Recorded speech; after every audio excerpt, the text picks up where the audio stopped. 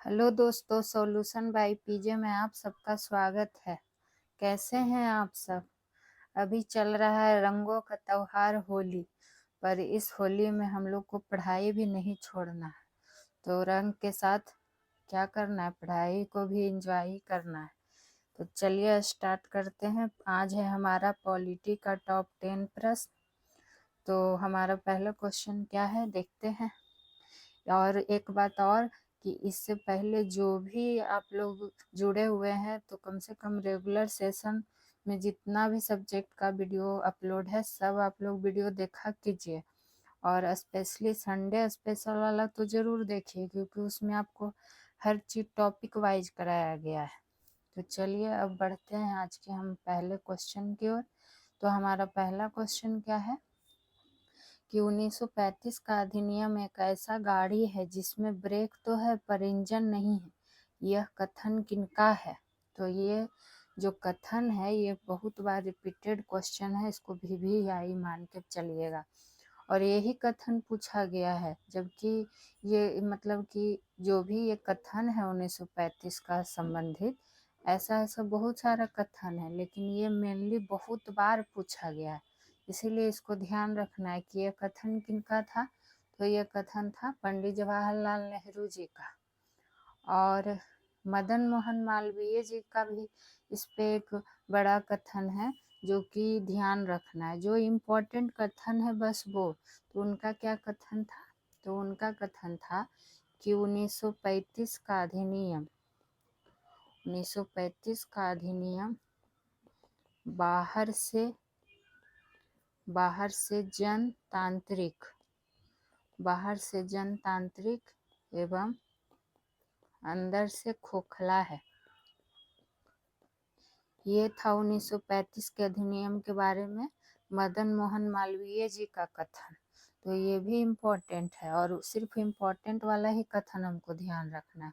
उसी तरह 1935 के अधिनियम से मोहम्मद अली जिन्ना जी का भी एक क्या था, कथन था, जो कि बहुत बार पूछा गया है। तो वो भी ध्यान रखेंगे कि इन्होंने क्या कहा था। तो इन्होंने कहा था कि 1935 का अधिनियम जो है वो पूर्णतः सड़ा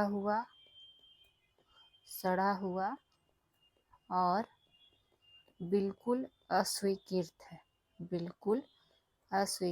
है। आजकल कथन वाला क्वेश्चन बहुत आ रहा है हर एग्जाम में, तो इसलिए जो भी कथन इम्पोर्टेंट है उसको ध्यान देना जरूरी है। अब चलिए बढ़ते हैं दूसरे क्वेश्चन की ओर कि भारत के एकमात्र राष्ट्रपति जो कि निर्विरोध चुने गए थे। तो बात आई है राष्ट्रपति की।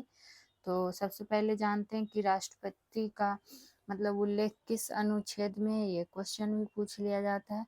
तो अनुच्छेद 52 में इसका जिक्र है कि एक राष्ट्रपति होगा। तो कौन सा अनुच्छेद? तो अनुच्छेद 52 में। और ये भी जानिए कि जो राष्ट्रपति होते हैं वो क्या होते हैं, तीनों सेनाओं का क्या होते हैं, सर्वोच्च होते हैं राष्ट्रपति। ये ध्यान में रखिएगा कि राष्ट्रपति जो है तीनों सेनाओं का सर्वोच्च सेनापति होते हैं। ठीक है। अब बात आई है यहाँ कि निर्विरोध चुने गए राष्ट्रपति कौन थे। तो वो थे नीलम संजीव रेड्डी जी। उसी तरह डॉक्टर राजेंद्र प्रसाद जी क्या थे? तो ये भारत के प्रथम राष्ट्रपति थे। ये सबको पता है, भारत के प्रथम राष्ट्रपति। चूंकि राष्ट्रपति से संबंधित प्रश्न है इसलिए एक जैसा ही कलेक्शन लेके हम आए हैं। तो भारत के प्रथम राष्ट्रपति कौन हो जाएंगे? तो डॉक्टर राजेंद्र प्रसाद। उसी तरह प्रतिभा देवी सिंह पाटिल क्या थी? तो ये भारत की पहली महिला राष्ट्रपति थी। भारत की पहली महिला राष्ट्रपति थी प्रतिभा देवी सिंह पाटिल जी।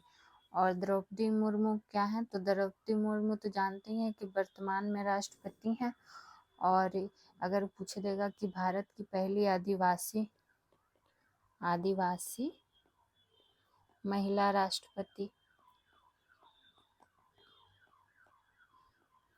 पहली आदिवासी महिला राष्ट्रपति, तब भी द्रौपदी मुर्मू जी हो जाएंगी।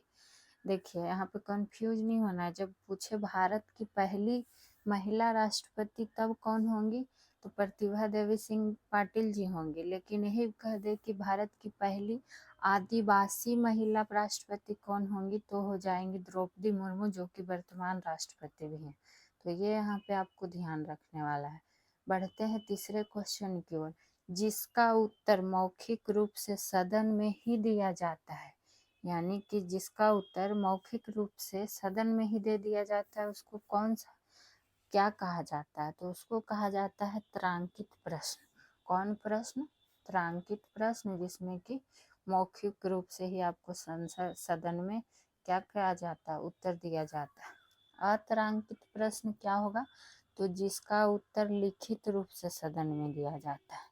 एक मौखिक हो गया जो कि त्रांकित हो गया, और एक लिखित रूप से जो दिया जाता है वो अत्रांकित प्रश्न हो गया। उसी तरह शून्य काल क्या है, तो शून्य क्या काल क्या है कि संसद में देख रहे हैं कथन जैसा लंबा लंबा क्वेश्चन ही पूछ दिया जाता है, इसीलिए वैसा का कलेक्शन आज लाए। तो संसद में दोपहर के 12 बजे के बाद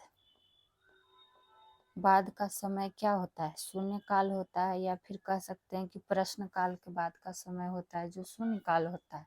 उसी तरह सत्रावासन क्या है, तो सत्रावासन क्या हो जाता है कि सत्रावासन किसे कहते हैं, तो जो जैसे कि संसद के सत्र को समाप्त करना, संसद के सत्र को समाप्त करना ही क्या कहलाता है, सत्रावासन कहलाता है। तो यहाँ देखिए कुछ स्टेटमेंट संबंधी प्रश्न है कि मतलब इसका क्या डिफिनीशन होगा, तो उस अनुसार सबका कलेक्शन एकतर था। अब बढ़ते हैं चौथे क्वेश्चन की ओर, संविधान में संसद का प्रावधान किस अनुच्छेद में है। बात आई है संसद का, तो क्या हो जाएगा, तो संसद किस अनुच्छेद में है, ये आपको मिलेंगे अनुच्छेद 79 में संसद का प्रावधान है। और संसद का 3 अंग पूछ लिया जाता है। संसद के कितने अंग हैं, तो संसद के 3 अंग हैं। 3 अंग कौन कौन है, तो राष्ट्रपति, जिसका वर्णन किस अनुच्छेद में है, अनुच्छेद 52 में है। उसी तरह एक हो जाता है राज्यसभा, तो राज्यसभा का वर्णन किस अनुच्छेद में है, तो राज्यसभा का वर्णन अनुच्छेद 80 में। उसी एक और क्या हो जाता है लोकसभा, और लोकसभा का वर्णन किस अनुच्छेद में है, तो ये 81 में। तो संसद हो गया 79, लोकसभा 81, राज्यसभा 80, राष्ट्रपति अनुच्छेद 52, और ये तीनों क्या है, संसद के ही अंग है तीनों। और संसद के पूछ लेगा कि संसद के सन को कौन बुलाता है, संसद के सत्र को कौन बुलाता है, तो संसद के सत्र को कौन बुलाता है, तो राष्ट्रपति बुलाता है, ये भी ध्यान रखना है, राष्ट्रपति बुलाता है। देखिए एक ही जैसा क्वेश्चन का हम कलेक्शन ला रहे हैं, बहुत मेहनत करते हैं आप लोगों के लिए, तो प्लीज़ आप लोग चैनल से ज़रूर जुड़िए, चैनल को सब्सक्राइब लाइक शेयर सब कीजिए। और भी अच्छा अच्छा कंटेंट मैं लाऊंगी, और हर सब्जेक्ट का लाऊंगी, तो आप लोग सपोर्ट कीजिए, तो हमको भी थोड़ा मोटिवेशन मिलेगा और अच्छा करने का। चलिए बढ़ते हैं 5वें क्वेश्चन की ओर, किस अधिनियम के तहत बंगाल के गवर्नर को बंगाल का गवर्नर जनरल पद नाम दिया गया। यानी आपसे पूछ रहा है कि पहले बंगाल के गवर्नर था, लेकिन उसको बाद में क्या कर दिया गया, नाम दिया गया बंगाल का गवर्नर जनरल कर दिया गया। तो ये किस अधिनियम में हुआ था, तो आपका ये हुआ था 1773 का अधिनियम में हुआ था। और इस बीच में और क्या क्या हुआ था जो इम्पोर्टेंट है जान लेते हैं। तो इसी अधिनियम के तहत क्या हुआ था 1774 में, कहाँ, तो कलकत्ता में। कलकत्ता में क्या हुआ था, एक सुप्रीम कोर्ट का स्थापना हुआ था, सुप्रीम कोर्ट की स्थापना हुई थी। और ये नहीं कि 1773 में हुआ थी, मतलब किस एक्ट के द्वारा हुआ था कलकत्ता में एक सुप्रीम कोर्ट का स्थापना, तो वो हुआ था 1773 के एक्ट के अनुसार। लेकिन हुआ कब था, तो 1774 में। उसमें देखिए और क्या पूछ लिया जाता है कि उसमें क्या था कि कोर्ट में एक मुख्य न्यायाधीश होते थे और 3 अपर न्यायाधीश, तो उनका नाम पूछ लिया जाता है। तो इसके जो प्रथम मुख्य न्यायाधीश थे उनका नाम पूछ लिया जाता है। तो प्रथम मुख्य न्यायाधीश कौन थे? Elijah Impey, Elijah Impey. और जो तीन अन्य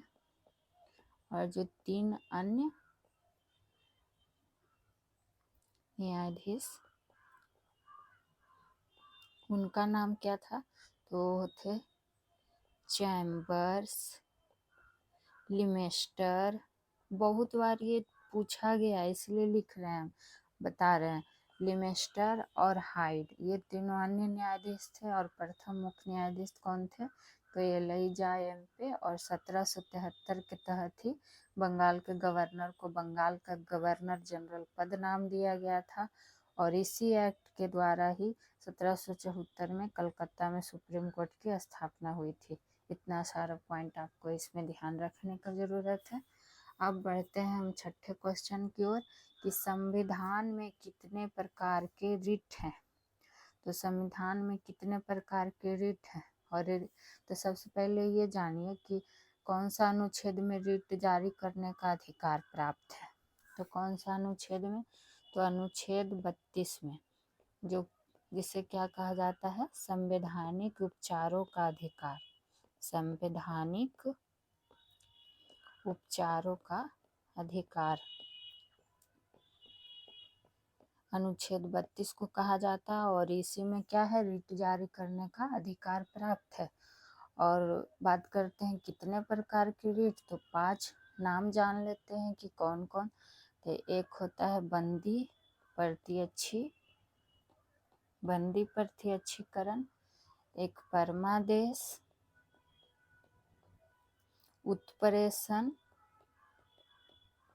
प्रतिषेध, और एक लास्ट क्या हो गया? अधिकार परीक्षा। ये 5 रिट हैं। इसके बारे में डिटेल में कभी आपको फिर बताएंगे जब क्वेश्चन आएगा, तो इसलिए अभी इतना याद रखिए कि 5 प्रकार का रिट है और कौन कौन है वो आपको बता दिए। ठीक है। अब आइए 7वां क्वेश्चन की ओर। केंद्र एवं राज्य के मध्य वित्तीय विवादों का समाधान किस संस्था के द्वारा होता है? यानी जो केंद्र एवं राज्य के बीच है, वित्तीय विवाद कुछ हो गया तो उसका समाधान कौन करेगा? तो इससे पहले जानते हैं कुछ कि केंद्र एवं जो राज्य का संबंध है वो किस अनुसूची में इसका वर्णन है? तो 7वीं अनुसूची में, ये ध्यान रखना है। 7वीं अनुसूची में क्या है? तो केंद्र राज्य क्या है? संबंध है, केंद्र राज्य का संबंध है। और यही कह देगा कि केंद्र और राज्य के बीच शक्ति का विभाजन किस अनुच्छेद में है? तो शक्ति का विभाजन आपको हो जाएगा अनुच्छेद 245। रुक जाइए, साफ से लिख देते हैं ताकि आप लोग को भी लिखने में दिक्कत ना हो। 245 और 246 में है क्या? केंद्र और राज्य के बीच शक्ति का विभाजन। और किस अनुच्छेद में किस अनुसूची में वर्णन है इसके संबंध का? तो 7वीं अनुसूची में। लेकिन यहाँ पूछा है कि वित्तीय विवादों का समाधान किस संस्था के द्वारा होता है? तो ये होता है वित्त आयोग के द्वारा। और ये कौन सा, इसका वित्त आयोग का गठन किस अनुच्छेद में है? तो अनुच्छेद 280 में है। ये काफ़ी बार पूछा गया है कि वित्त आयोग का गठन किस अनुच्छेद में है? तो 280 में है। और वित्त आयोग का अगर कार्यकाल पूछ लेगा तो 5 साल हो जाएगा। लेकिन यही आपको पूछ लेगा कि भारत में प्रथम वित्त आयोग का गठन कब हुआ था? भारत में प्रथम वित्त आयोग का गठन कब हुआ था? तब 1950 में। ये ध्यान रखना। और उस टाइम अध्यक्ष कौन थे? ये भी काफ़ी बार पूछा गया है। तो वो उस टाइम थे केसी नियोगी, ये अध्यक्ष थे। देखिए, आपको जितना भी डिटेल हो सकता है एक क्वेश्चन से, जो भी एक जैसे क्वेश्चन है तो उससे मैं आपको सारा क्लियर करवाती हूँ। तो आप लोग प्लीज़ चैनल को ज़रूर सब्सक्राइब कीजिए। आप लोग के एग्ज़ाम के लिए, अगर आप किसी भी एग्ज़ाम की तैयारी कर रहे होंगे ना, तो आपको उसमें हेल्पफुल होगा। ठीक है, अब बढ़ते हैं 8वें क्वेश्चन की ओर। भारत के राष्ट्रीय ध्वज के चक्र में कितनी तीलियां हैं? ठीक है, बात आई है जब राष्ट्रीय ध्वज की, तो सबसे पहले जानते हैं कि राष्ट्रीय ध्वज को अपनाया कब गया था। ये क्वेश्चन में पूछ लिया जाता है। तो ये अपनाया गया था 22 जुलाई 1947 को अपनाया गया था राष्ट्रीय ध्वज को।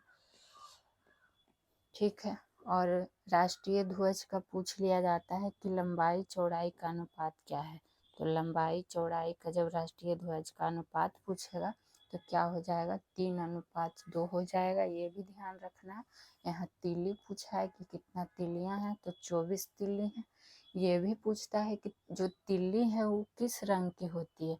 तो जो तीली होती है वो नीला रंग की होती है। और इसमें 3 पट्टियां होती हैं राष्ट्रीय ध्वज में।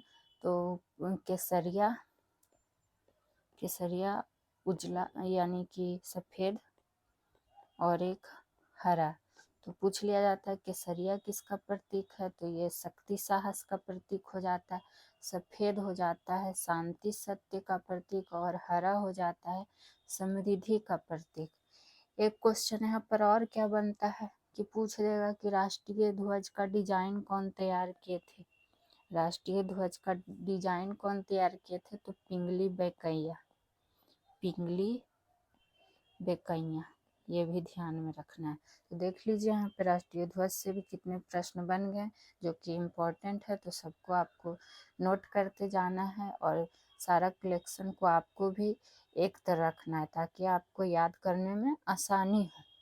अब बढ़ते हैं हम 9वें क्वेश्चन की ओर। क्या है, तो 9वां क्वेश्चन हमारा क्या है कि भारतीय संविधान में विधि निर्माण प्रक्रिया कहाँ से ली गई है। यानी कुछ स्रोत है जो कौन कहाँ से ली गई है, ऐसा क्वेश्चन है जो आते रहता है। तो जो भारतीय संविधान में विधि निर्माण प्रक्रिया है पूछा है, तो जो विधि निर्माण प्रक्रिया है वो ब्रिटेन से ली गई है। वैसे तो ब्रिटेन से बहुत कुछ लिया गया है, लेकिन जो मेनली पूछा गया है बार बार एग्जाम में उसी को हम लोग जानते हैं। तो एक हो गया कि विधि निर्माण प्रक्रिया हो गया जो ब्रिटेन से लिया गया, और सबसे ज़्यादा बार पूछा गया है कि संसदीय शासन प्रणाली कहाँ से ली गई है, तो ये भी ब्रिटेन से ही ली गई है संसदीय। और एक और याद रखिएगा, एकल नागरिकता मुख्य रूप से 3 ठो को याद रखना है उतना, बाकी और कोई पूछा नहीं गया है। एक संसदीय शासन प्रणाली बार बार रिपीट हुआ, एकल नागरिकता, और एक हो गया विधि निर्माण प्रक्रिया। उसी तरह अगर पूछ, यहाँ पे कंफ्यूजन क्या बनेगा कि पूछ देगा कि विधि द्वारा स्थापित प्रक्रिया कहाँ से ली गई है। बस थोड़ा सा का अंतर हो जाता है, इंसान कंफ्यूज हो जाता है। जैसे कि यहाँ सिर्फ विधि निर्माण प्रक्रिया था तो ब्रिटेन से लिया गया, लेकिन यहाँ विधि द्वारा स्थापित प्रक्रिया कहाँ से ली गई है, तो ये आपको जापान से ली गई है। तो ये खास करके यहाँ पर आपको ध्यान रखना। रूस से क्या लिया गया है, तो रूस से आपको मूल कर्तव्य लिया गया, मूल कर्तव्य। उसी तरह दक्षिण अफ्रीका से क्या लिया गया है, तो संविधान संशोधन की प्रक्रिया इसी से संबंधित है।